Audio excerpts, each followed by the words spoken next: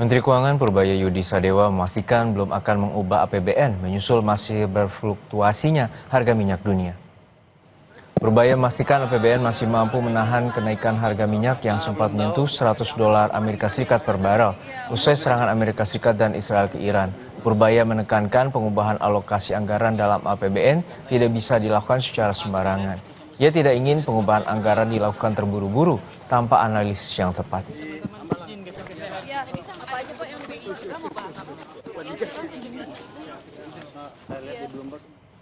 Kalau kita memastikan pertumbuhan ekonomi bagus, uang di sistem cukup, dan BI mungkin monitor keadaan nilai tukar seperti apa. Jadi kerjasama yang erat antara pemerintah dengan BI perlu untuk menjaga stabilitas nilai tukar. Dan kalau kompak seperti ini, nggak terlalu sulit mengendalikan gejolak pasar dunia. Nggak bisa sekarang ini besok berubah lagi, sekarang ini besok berubah lagi. Capek lah gua kerjanya rubah-rubah anggaran terus. Jadi kita pastikan seperti apa gerakannya. Setelah pasti baru kita adjust semuanya. Sebulan itu cukup yang cukup berarti Pak? Saya pikir cukup, sekarang aja berubah-ubah kan. Terkait cadangan BBM nasional di tengah perang, pemerintah mengimbau masyarakat tidak melakukan panic buying BBM.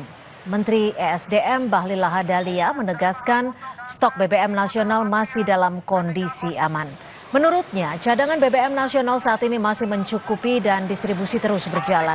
Selain itu, Bahlil menegaskan pasokan energi Indonesia tidak hanya bergantung pada kawasan Timur Tengah.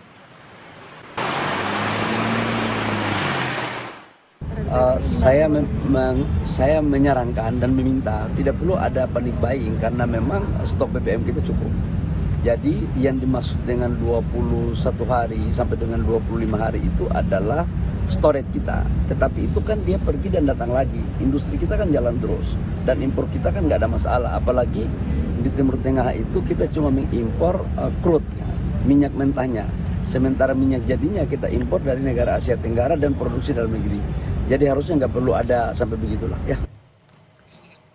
Adu kekuatan udara AS Israel dengan Iran tak hanya diisi jet tempur, melainkan juga kekuatan drone dan rudal. Setelah hampir 2 minggu berlangsung, bagaimana kekuatan udara Iran dalam mengimbangi AS dan Israel?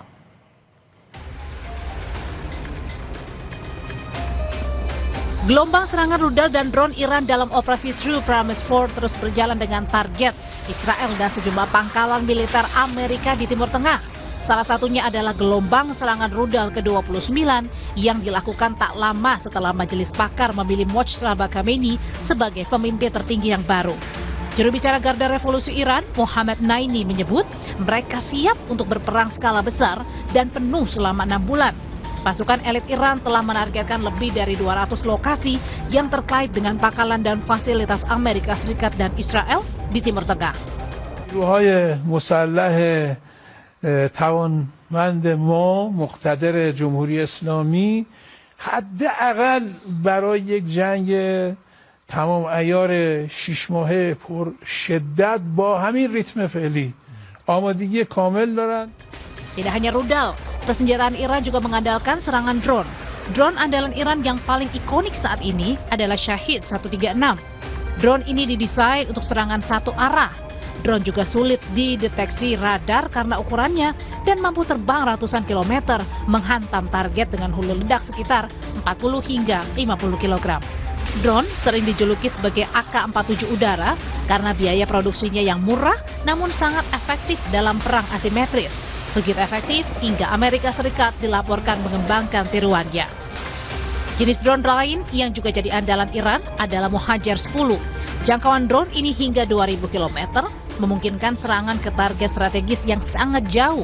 Drone juga mampu bertahan di udara hingga 24 jam dan dapat mengangkut bahan peledak hingga 300 kg dengan 2 kali lipat kapasitas pendahulunya Mohajer 6. Drone juga digunakan dalam operasi militer Amerika Serikat ke Iran, Operation Epic Fury. Salah satunya adalah LUCAS, Low Cost Unnamed Combat Attack System. Ini adalah senjata terbaru AS dalam serangan ke Iran. Drone kamikaze sekali pakai yang dirancang dengan teknik reverse engineering yang ditiru dari drone Shahid 136 milik Iran. Drone digunakan untuk serangan presisi berbiaya rendah terhadap infrastruktur militer, situs rudal, dan pangkalan angkatan laut Iran. Dosen ilmu politik Universitas Udayana menilai, Iran sudah mempersiapkan diri dengan rudal dan drone-nya untuk perang dalam jangka waktu lama. Sementara Amerika cenderung mengandalkan serangan besar-besaran sehingga perang tak berlangsung lama. Sebenarnya sudah mempersiapkan ini cukup lama. Ketika perang 12 hari, mereka sudah mempelajari strategi yang dilakukan oleh Amerika Serikat dan juga Israel. Dan hari ini, kesiapan itu tentu dari logistik yang mereka miliki. Dengan konsepsi swarming yang sangat presisi dan juga serangan rudal yang sangat tepat. Amerika tentu tidak bisa. Amerika hanya maksimal, ya mungkin hanya 2 minggu dari sekarang. Maka serangan yang besar-besaran dengan kekuatan yang dan teknologi yang baru bisa saja akan keluar. Mungkin opsi bom yang jauh lebih mengerikan belum kita bayangkan, bisa saja dipakai untuk langsung melemahkan pusat pertahanan dari Iran itu sendiri. Konfrontasi drone antara Iran dan Amerika Serikat bukan lagi sekedar simulasi, melainkan babak baru dalam sejarah peperangan modern. Di balik adu canggih teknologi perang, stabilitas kawasan Timur Tengah tetap menjadi taruhan utamanya. Pabrik pengolahan minyak dan fasilitas penyimpanan bahan bakar milik rezim Israel di Haifa telah dihantam oleh drone Angkatan Udara Tentara Republik Islam Iran dalam beberapa jam terakhir.